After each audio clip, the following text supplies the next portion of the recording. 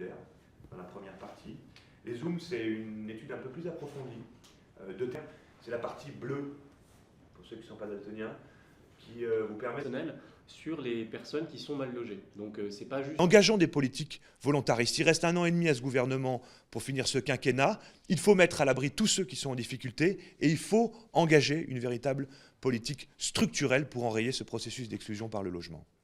La 6e puissance du monde ne peut pas laisser crever autant de personnes à la rue comme cela se passe encore aujourd'hui. Ça, c'est l'urgence absolue. Le traitement des bidonvilles, le traitement des situations des sans-domicile fixe. Le logement n'est pas qu'une question de logement. C'est aussi un problème qui a des répercussions sur beaucoup d'aspects dans la société et sur les individus, en particulier sur leur santé. Et donc, pour les personnes qui sont tout en bas de l'échelle, c'est des années d'espérance de vie en moins. Les sans-abri, quand ils meurent à 49 ans en moyenne. Il y en a près de 2000 qui meurent chaque année, donc c'est un scandale sanitaire de grande ampleur. Pour les personnes en bidonville également, on sait que la mortalité néonatale, elle est 8 fois supérieure à la moyenne. Mais il y a plein de sujets qu'on connaît mal, par exemple la précarité énergétique. Il y a 11 millions de personnes en France qui ont froid dans leur logement chaque année. Et avec des conséquences que nous, on a pu prouver sur les rhumes, la toux, des conséquences psychologiques, qui ne sont pas forcément aussi graves que le saturnisme, mais qui sont parfois des conséquences à long terme.